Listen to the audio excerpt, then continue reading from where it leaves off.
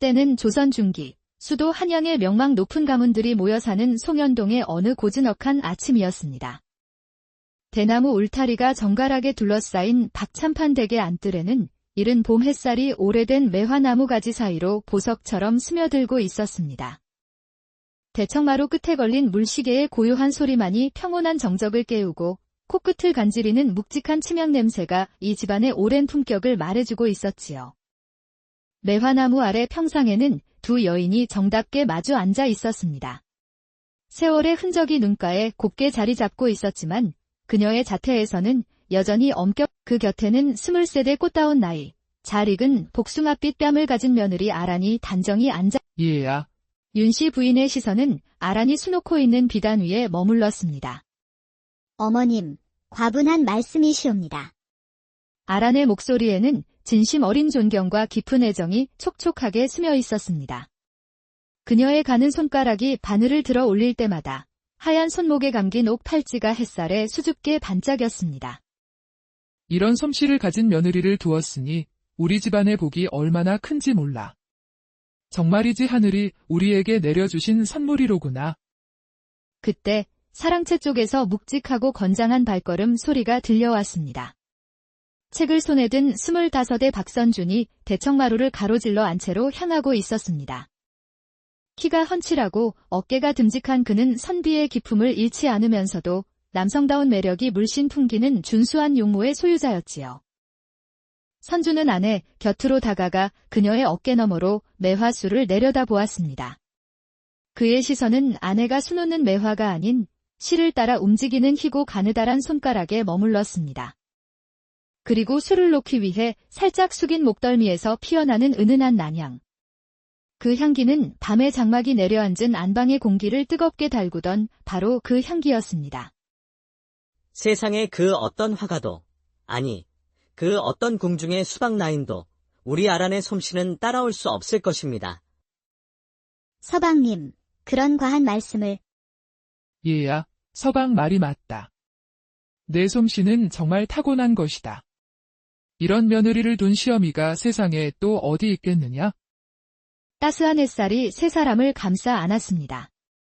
매화나무에서 떨어진 꽃잎 하나가 아란의 검은 머리 위에 살포시 내려앉자 선준이 그것을 조심스럽게 떼어내 주었습니다. 아란은 더욱 붉어진 얼굴로 고맙다는 듯 남편을 올려다보았지요. 부부의 금실은 그야말로 흠잡을 데가 없었습니다. 하지만 이 완벽해 보이는 행복 속에도 짙은 그림자가 서서히 드리워지고 있었습니다. 해가 기울어 저녁상이 차려진 안방. 세 사람은 조용히 식사를 하고 있었지만 그 고요함 속에는 무거운 침묵이 흐르고 있었습니다. 벌써 혼이 난 지 3년째로군. 윤씨 부인의 나직한 말에 방 안의 공기가 더욱 무거워졌습니다. 아란의 손이 살짝 떨렸고 선주는 어머니를 바라보며 입술을 꾹 다물었지요. 어머님, 아직 때가 되지 않은 것뿐입니다. 부인도 너무 마음 쓰지 마시오. 하늘이 정한 때가 되면 우리에게도 귀한 아이를 점지해 주실 것이오. 어머님, 죄송합니다. 제가 부족하여. 아니다. 얘야. 내 잘못이 아니란다. 세상에는 다 하늘의 뜻이 있는 법이지.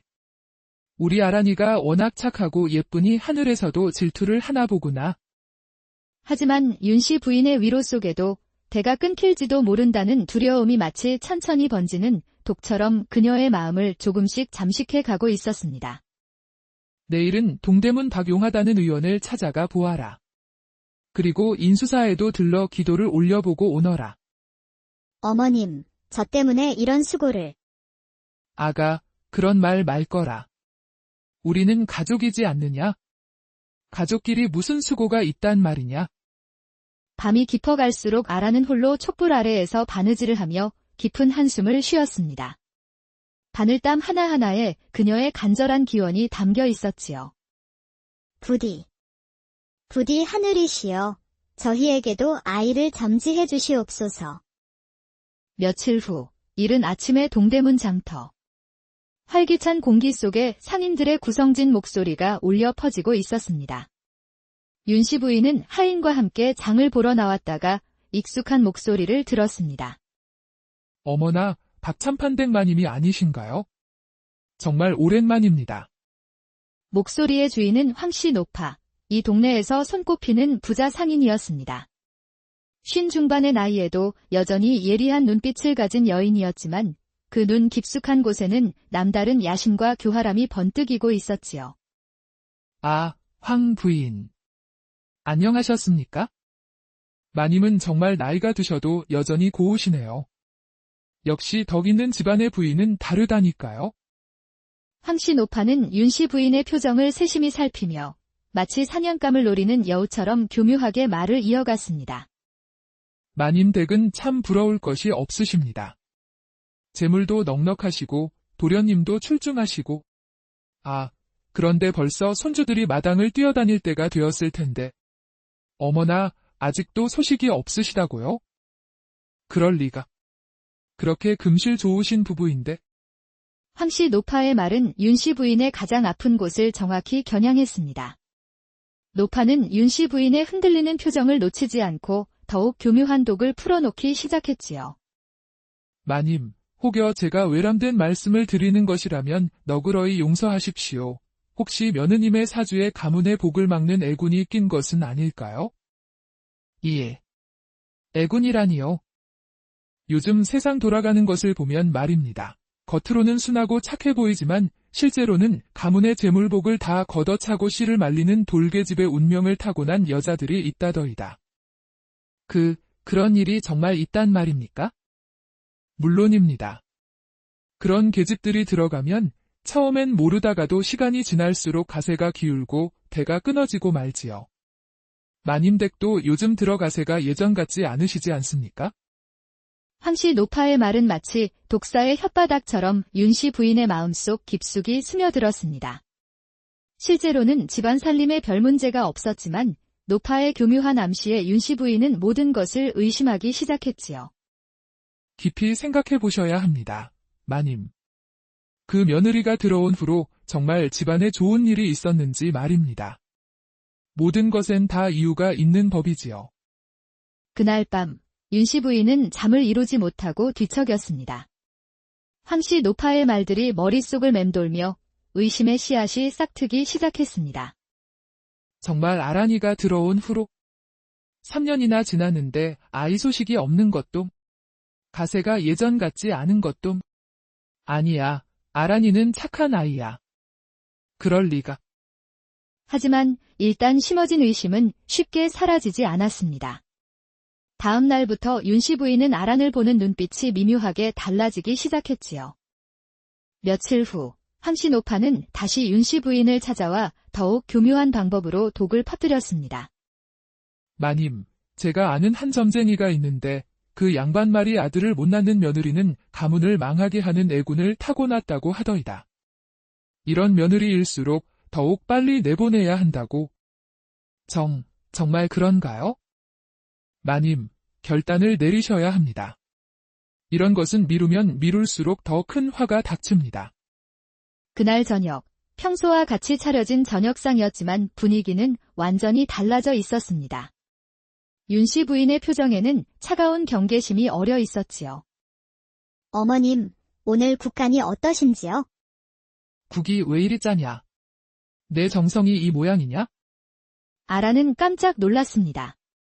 평소 같으면 오늘도 맛있게 끓였구나 라고 말해주시던 시어머니의 갑작스러운 변화에 말문이 막혔습니다. 어머님, 평소와 똑같은 간으로 끓였사옵니다만. 평소와 똑같다고? 내 마음가짐이 해이해져서 그런 게 아니고 무엇이냐? 바느질도 예전만 못하고 집안 살림도 엉망이고.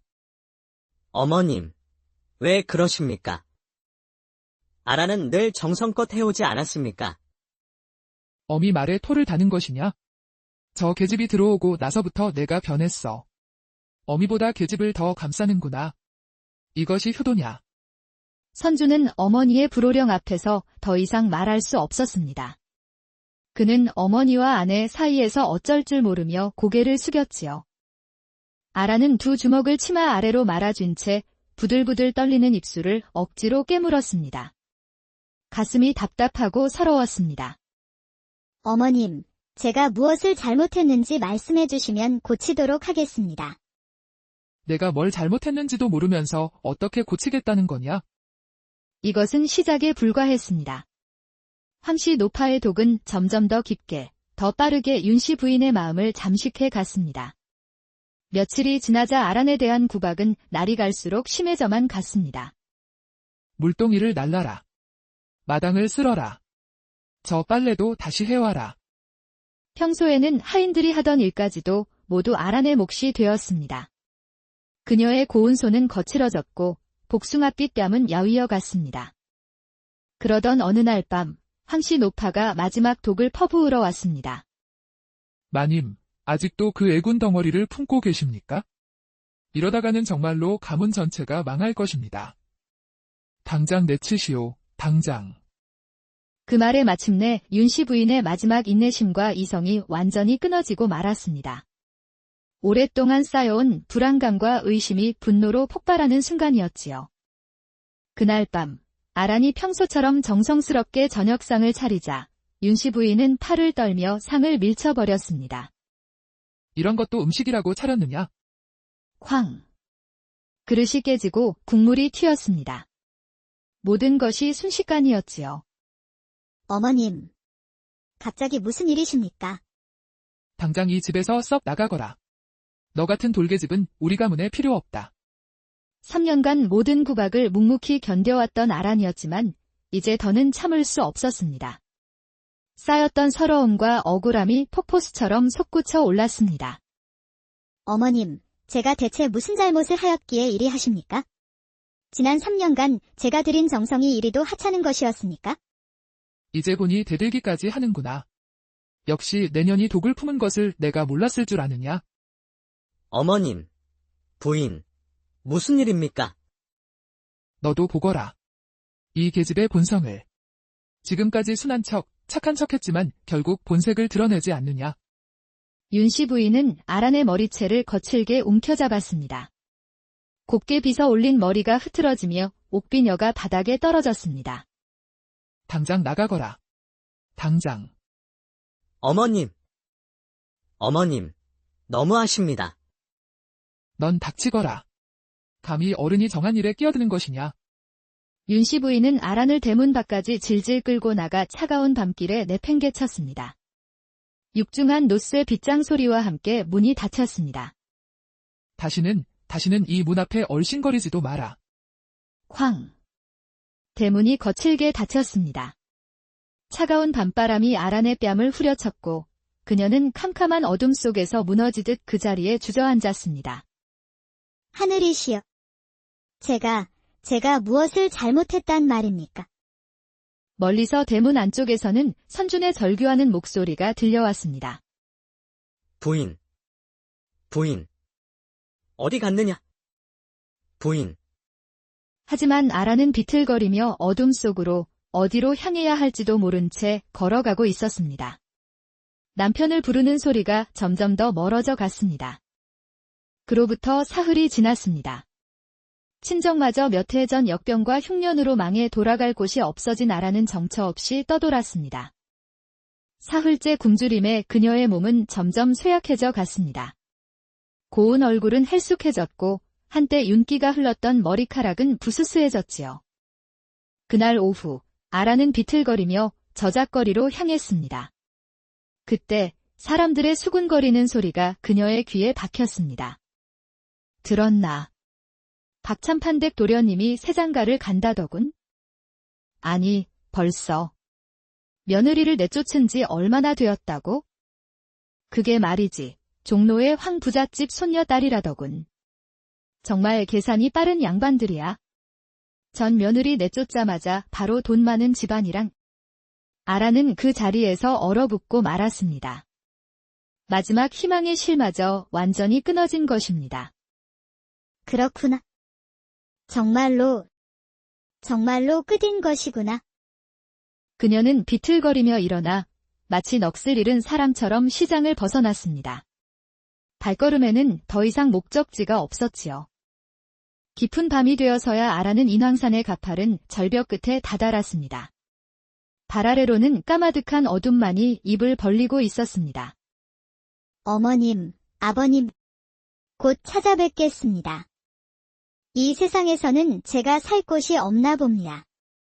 그녀가 마지막 걸음을 내디디려는 순간이었습니다. 갑자기 산 전체에 신비로운 바람소리가 울려 퍼지며 주변이 환하게 밝아지기 시작했습니다. 눈부신 빛 속에서 백발의 긴 수염과 도포를 입은 한 노인의 모습이 서서히 나타났습니다. 잠깐, 그 발걸음을 멈추어라. 누구시옵니까? 나는 이 산을 지키는 신령이니라. 그대의 억울함이 하늘에까지 다 나를 이곳으로 이끌었다. 산신령님, 저는 정말 아무 잘못도 하지 않았습니다. 그런데 왜 이런 고통을 당해야 하는 것입니까? 그대의 진심과 억울함을 하늘은 지켜보고 있었느니라. 그대는 잘못이 없다. 다만 악한 자들의 관계에 빠진 선량한 이들이 그대를 오해한 것뿐이니라.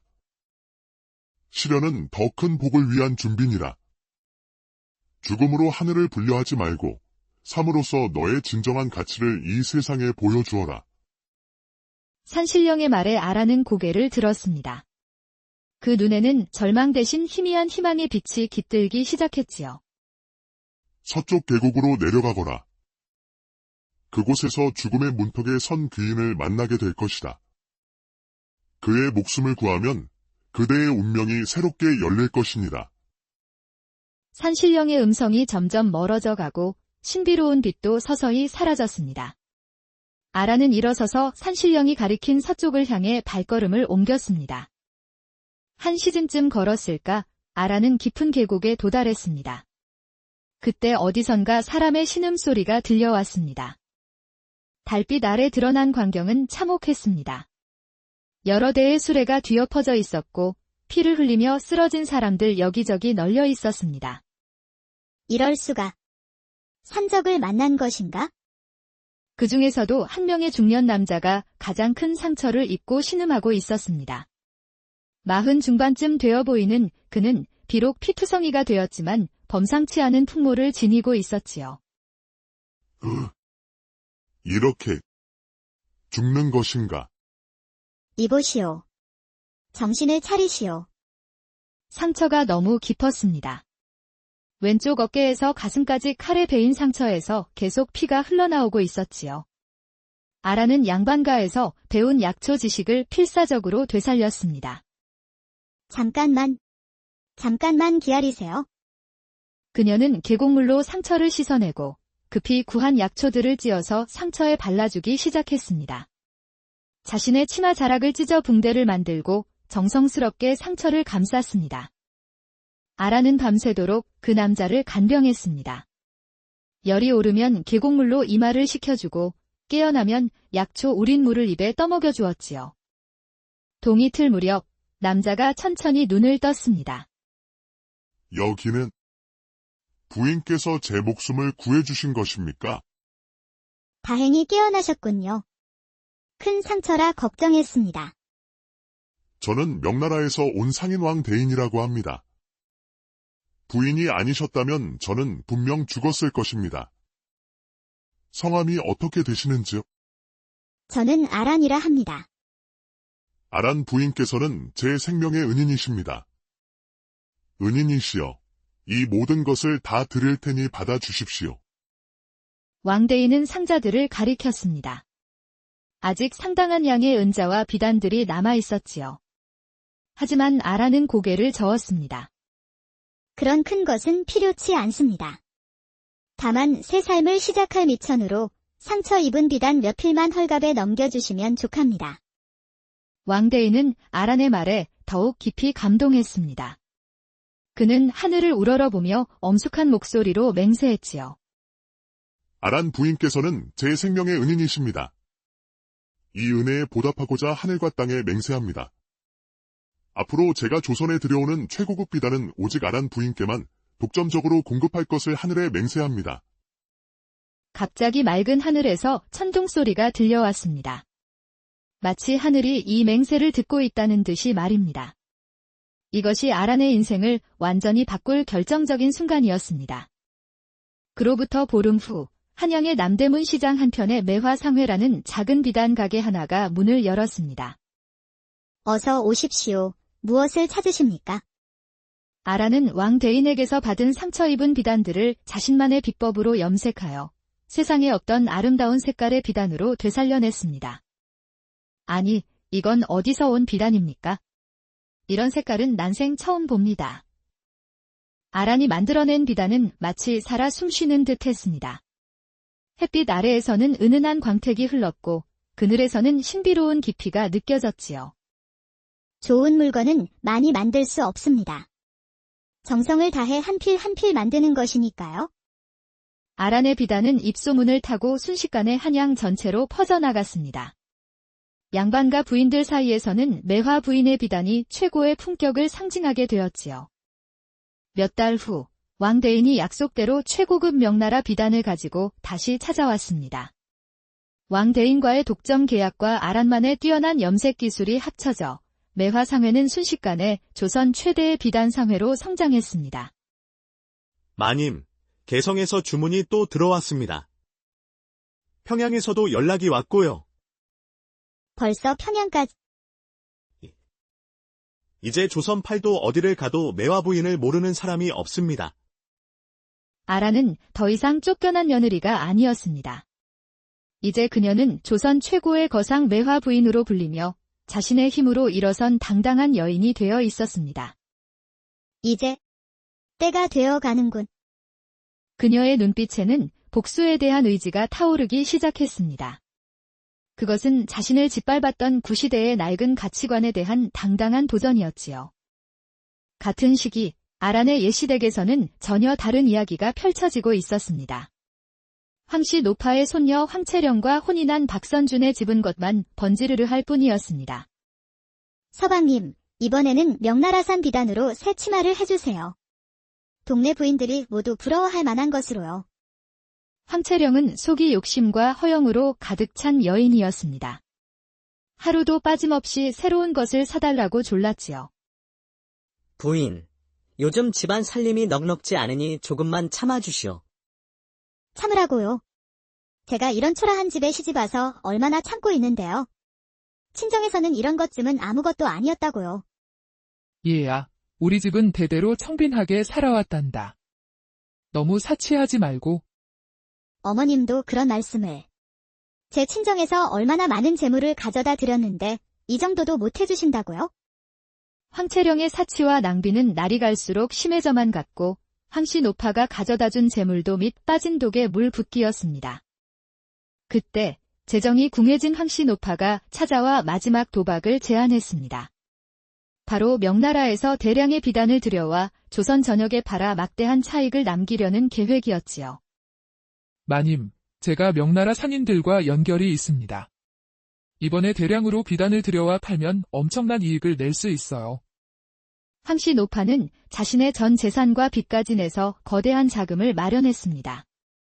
하지만 그녀는 몰랐습니다. 이미 조선의 비단 시장에는 새로운 강자가 나타나 있다는 것을. 한편 매화 상회 안채에서 아라는 차분히 차를 마시고 있었습니다. 마님, 황씨 노파가 명나라에서 대량의 비단을 들여온다는 소문이 확실합니다. 그렇구나.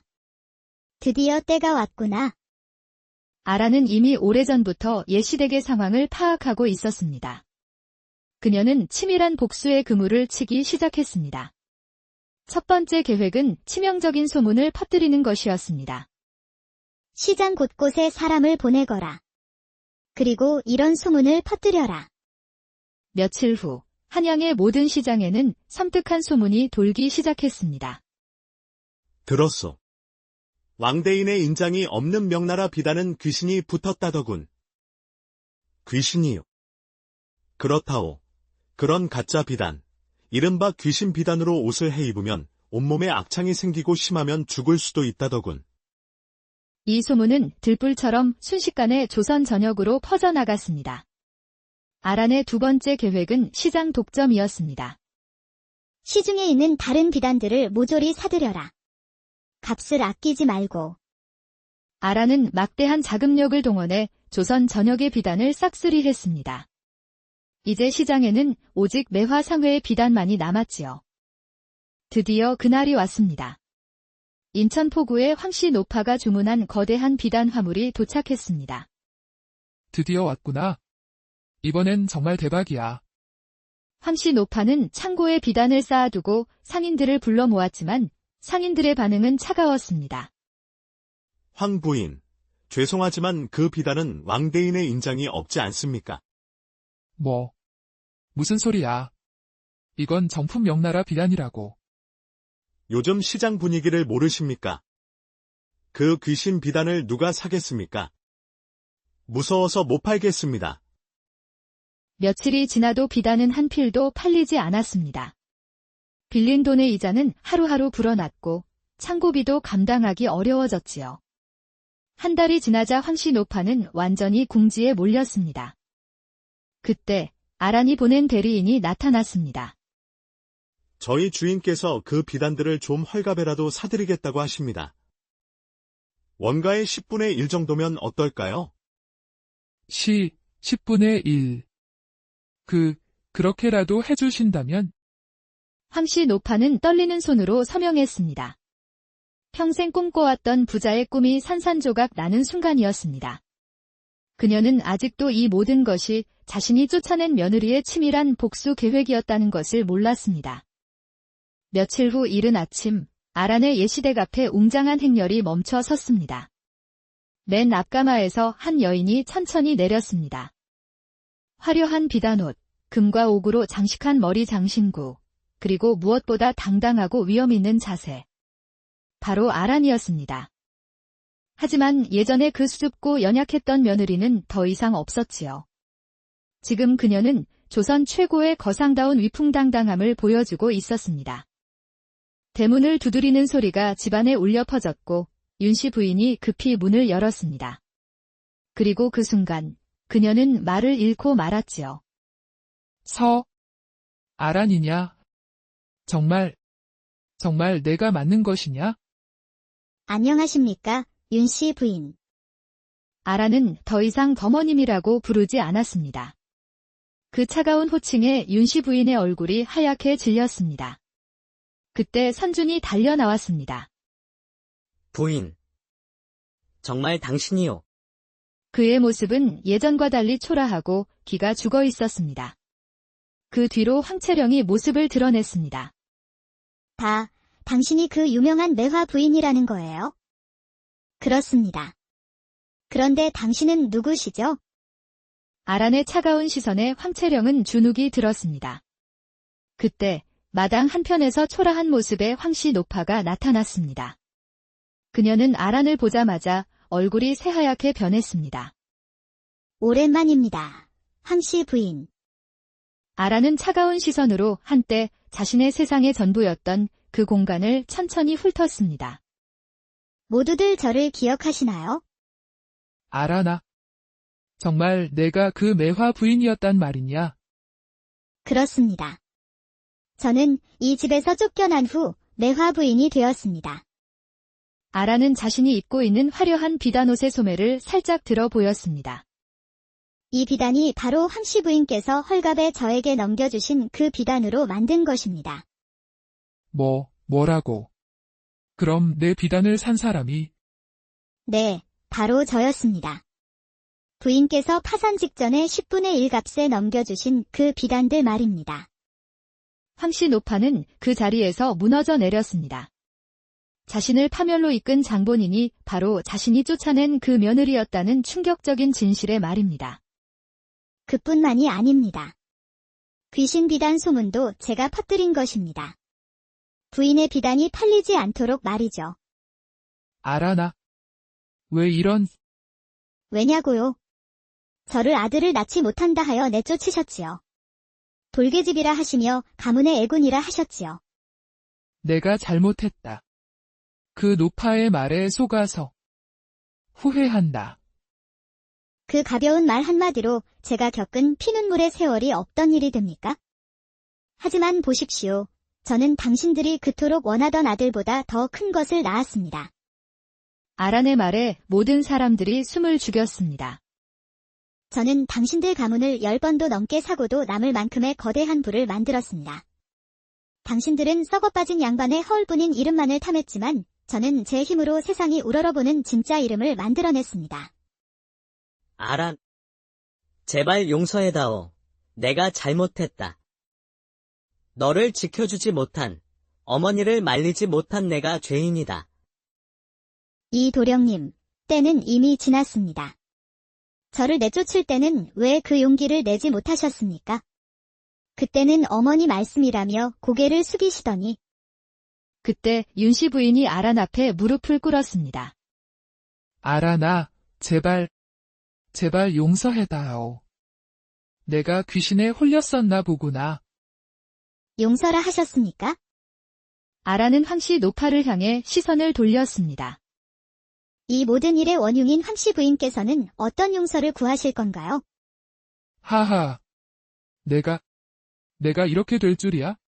하하하. 황씨 노파는 정신이 나간 듯 웃고 있었습니다. 평생의 야망이 산산조각난 충격에 이성을 잃어버린 것 같았지요. 과연 어느 쪽이 더 가치 있는 것을 낳았는지 이제 그대들 스스로 판단해 보시지요. 저는 이제 이 문을 나서면 다시는 이곳을 돌아보지 않을 것입니다. 그대들과는 더 이상 어떤 인연도 없습니다. 아란, 가지 마시오. 아란아, 돌아와다오. 하지만 아란의 발걸음은 멈추지 않았습니다. 그녀는 더 이상 뒤를 돌아보지 않고 당당히 걸어 나갔습니다. 마당에는 황씨 노파에 미친 웃음소리와 윤씨 부인과 박선준의 통곡 소리만이 울려 퍼졌습니다. 내가 매화 부인을 만들어냈군. 내가 대체 무슨 짓을 한 것이냐? 아란이 떠난 후 그 집안은 완전히 몰락했습니다. 황씨 노파는 정신병을 얻어 세상을 떠났고 황채령은 친정으로 쫓겨났으며 윤씨 부인과 박선주는 뼈저린 후회 속에서 여생을 보내야 했지요. 그 후 아란의 이야기는 조선 팔도의 전설처럼 전해져 내려왔습니다. 사람들은 이 이야기를 들을 때마다 가슴이 후련해졌지요. 하늘은 스스로 돕는 자를 돕는다. 진실한 마음은 반드시 보상받는다. 악한 마음으로 남을 해치려 하면 그 악이 자신에게 돌아온다. 여인이라고 해서 약한 것이 아니다. 진정한 강함은 어려움을 이겨내고 스스로 일어서는 것이다. 백성들은 어려운 일이 있을 때면 서로에게 말했습니다. 내와 부인처럼 포기하지 말고 견뎌내세. 하늘이 반드시 길을 열어주실 걸세. 세월이 흘러 아란이 세상을 떠난 후에도 그녀가 심은 매화나무들은 해마다 봄이면 아름다운 꽃을 피워냈습니다. 마치 꺾이고 짓밟혀도 다시 피어나는 매화처럼 진실하고 강인한 마음은 결코 죽지 않는다.